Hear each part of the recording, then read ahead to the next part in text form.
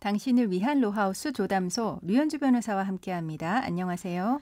안녕하세요. 법무법인 신세계로의 류현주 변호사입니다. 오늘의 고민 사연은 어떤 내용일까요? 저는 결혼한 지 13년 된 주부입니다. 그런데 사실 저희 부부는 아직도 혼인신고가 안 돼 있어요. 왜냐하면 시할머니께서 사주팔자를 맹신하시는데 우리 궁합이 안 좋다면서 혼인신고를 못하게 하셨거든요. 하지만 신고만 안 했을 뿐 양가 가족들과도 왕래도 하고 아이도 둘 낳아서 살아왔습니다.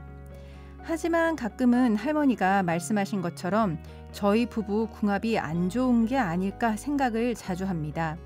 남편은 밖에서는 성실하고 다정한 사람이었지만 집에서는 완전히 달랐습니다. 아이들이 보는 앞에서도 저를 모욕하고 비난하는 말들을 서슴없이 했습니다. 가정폭력도 있었습니다. 뺨을 맞는 건 흔한 일이었고 몇 번은 목숨의 위협을 느끼면서 경찰에 신고한 적도 있었습니다. 그때마다 남편은 눈물을 흘리며 미안하다고 빌었고 저는 애들 아빠이니 어쩌겠나 하는 마음으로 13년을 버텼습니다. 그런데 얼마 전 남편이 술을 먹고 들어와서 저를 발로 차고 목을 졸랐습니다. 그 모습을 덜덜 떨면서 지켜본 12살 딸아이가 결국 경찰에 신고를 했죠. 그런데 남편의 태도가 예전과 달랐습니다. 사과하기는커녕 처벌받고 말지 너랑은 못 살겠다 라고 하더니 제 옷까지 몇 벌만 가방에 넣어서 현관 앞에 내놓고는 저를 집에 들어오지 못하게 막았습니다. 결국 저는 옷가지만 들고 집에서 쫓겨났고 지금 2주째 갈 곳도 없이 떠돌고 있습니다. 남편은 아이들에게도 엄마랑 연락하면 너희도 맞는다 라고 협박하면서 제 연락을 차단했고 밥도 제대로 챙겨주지 않는다라고 합니다. 저는 지난 세월을 참고 인내하며 가정을 지켜왔습니다. 이렇게 끝내고 싶지는 않습니다. 무엇보다 집에 있는 아이들이 너무 걱정됩니다. 저는 어떻게 해야 할까요? 정말 이대로 모든 걸 포기해야 하는 걸까요?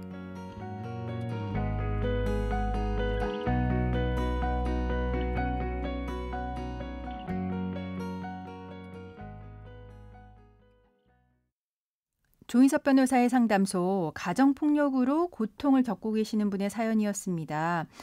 사실 아이들도 너무 걱정이 되는데요. 이렇게 아이들이 가정폭력을 목격하고 경찰에 직접 신고하는 경우 요즘 좀 있죠? 네, 맞습니다. 그리고 더 나아가서 어느 정도 성장한 아이들이 엄마한테 더 맞고 살지 말고 이혼해 라고 해서 이런 아이 말을 듣고 용기를 얻어서 이혼 소송을 결심하시는 분들도 꽤 있습니다. 네, 이번 사연 정말 안타까웠는데요.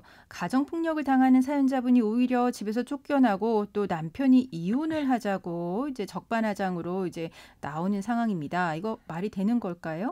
네, 너무 안타까운 사연입니다. 만일 사연자분께서 혼인신고를 한 일반적인 법률혼 상태였다면 당연히 가정폭력 가해자인 남편이 먼저 이혼 청구를 한다고 해서 받아들여지는 일은 없을 겁니다. 네.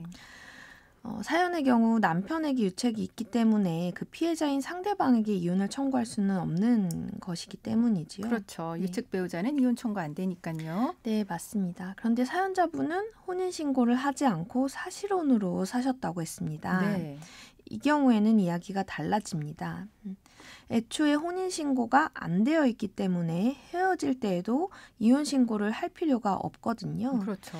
따라서 계약의 일종인 사실혼은 부부 중 일방이 사실혼에서 의사를 표시한 때에 해지된다고 봅니다. 우리 사연에서는 남편이 너랑 더 못 살겠다. 집에서 나가라. 라고 하면서 사연자분을 내보냈는데요. 이러한 말을 사실혼에서 의사표시라고 한다면 그 시점에 혼인관계가 끝나는 것이라고 봐야 합니다. 네, 그렇군요. 그러면 이제 법률혼과 사실혼 그 차이점을 조금 더 알아봐야 될 것 같은데요. 어떤 상황에서 어떤 차이가 생기는지 좀 설명을 해주세요. 네, 법률혼과 사실혼 가장 큰 차이점은 앞선 질문에서 설명드렸듯이 어떻게 끝낼 수 있느냐라고 생각합니다. 법률로는 두 사람이 협의 이혼을 하지 않는 이상은 재판상 이혼 청구를 통해서만 끝낼 수가 있습니다. 네. 반면에 사실혼은 일방이 끝내자고 하면 그 즉시 끝이 나거든요. 네. 이것은 꽤나 본질적이고 큰 차이죠. 그렇죠. 네, 요즘 결혼하는 젊은 세대들은 청약 가점을 염두에 두고 혼인신고 미루는 경향이 많이 있습니다. 맞습니다. 네. 근데 혼인신고라는 거는 혼인관계를 얼마나 진지하게 받아들이는지, 그리고 부부 사이에 동거, 정조, 부양 의무를 얼마나 무겁게 받아들이는지와 관련이 있다고 생각을 합니다. 네. 비단 청약 가점 등의 경제적 실리만을 위해서 혼인신고 시기를 조정하기보다는 이러한 혼인신고의 본질을 조금 더 고민해보면 좋겠습니다. 네. 그리고 지금 사연자분이 가장 걱정하는 거는 집에 있는 아이들입니다. 이런 상황에서 사연자분이 다시 집으로 들어갈 수 있는 방법은 없을까요? 네, 지금 아이들이 초등학교 정도 학생들로 보이는데요. 폭력적인 아빠 밑에서 하루하루 얼마나 두려울지 걱정이 됩니다. 그렇죠. 예, 제가 몇 해 전에 이제 유사한 사건을 처리한 적이 있는데 네. 엄마가 가정폭력을 피해 도망을 나왔고 이후에 아이들이 걱정돼서 다시 들어가려고 했더니 남편이 문을 잠근 채 열어주지 않았어요. 네. 예, 그러면서도 집에 있는 자녀들을 돌보지 않고 방임을 하고 엄마에 대한 욕설을 하고 또 집 곳곳에 이제 욕설을 써놓는 등으로 네. 정서적으로 학대한 사건이 있었습니다. 네. 예, 이 해결책을 많이 고민을 해보다가 가정폭력법상의 피해 아동 보호명령, 또 임시보호명령 제도가 있다라는 걸 떠올렸고 네. 남편이 아이들을 학대하고 있다는 점을 소명해서 남편을 주거지에서 퇴거시키고 또 주거지 100m 이내에 접근을 금지할 것을 명하는 법원 결정을 받을 수가 있었습니다. 네. 이렇게 남편을 퇴거시킨 후에 제 의뢰인께서 집에 들어가서 아이들을 다시 돌보실 수가 있었거든요. 네.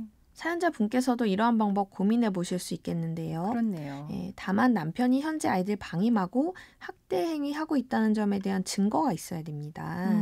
근데 위에 예시로 들어드렸던 사연에서는 첫째 아이가 초등학교 6학년 정도 나이였는데 용감하고 영민하게 이제 아빠 행동을 채집해서 엄마에게 전송을 했고 이를 토대로 저희가 결정을 받을 수가 있었습니다. 네. 사실 사연자분 같은 경우는 어쩔 수 없이 이혼으로 이제 될 것 같긴 하거든요. 그럼 이런 상황에서 사연자분 앞으로 어떻게 대응하는 게 좋을까요? 네, 사연자분은 사실혼 관계이기 때문에 남편이 헤어지자고 한 이상 이혼을 막기는 어렵습니다. 그렇죠. 네, 다만 사실혼도 법률혼에 준해서 여러 가지 보호를 받을 수가 있는데요. 특히 사실혼 해소 시에는 이혼과 마찬가지로 법률상 이혼과 마찬가지로 위자료 및 재산 분할 청구할 수 있습니다. 사연자분은 특히 가정폭력 피해자이시니까요. 위자료 청구하실 수 있고 네. 13년간 혼인생활하며 두 아이 낳고 양육하셨기 때문에 적절한 재산 분할도 청구하실 수 있습니다. 네. 또한 사연자분께서 아이들의 친권자 및 양육권자 지정되는 경우에는 아이들 성년에 이르기 전날까지 양육비도 청구하실 수 있습니다. 네, 그럼 지금까지 상담 내용을 정리해 보자면 혼인신고를 하지 않고 13년을 함께 살았다면 사실혼입니다. 사실혼은 근데 남편이 일방적으로 끝내겠다고 하면 바로 끝날 수가 있고요. 그 뒤에 다만 위자료 재산분할 양육비는 청구하실 수 있습니다. 지금 사연자분은 가정폭력 피해자이기 때문에 위자료 청구할 수 있고요. 자녀들을 주된 양육자로 키워오셨기 때문에 친권 양육권과 양육비도 요구하실 수 있는데요. 만약에 이제 지금 집에 남아있는 아이들이 걱정이 되신다면 법원에 가정폭력 피해자 보호명령이나 임시보호명령 등을 통해서 폭력적인 남편을 집에서 내보내고 아이들과 함께 이제 집에서 생활하시는 방법도 고려해 보시면 좋겠습니다. 지금까지 법무법인 신세계로의 류현주 변호사와 함께했습니다. 감사합니다.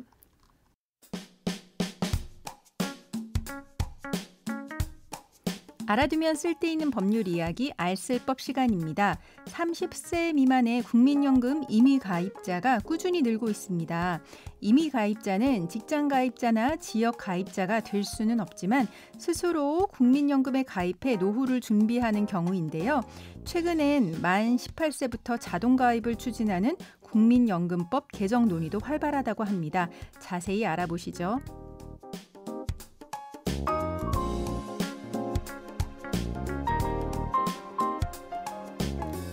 지난 3월 기준 30세 미만 임의 가입자는 2만 5천 명으로 5년 반 만에 2배 넘게 증가했습니다.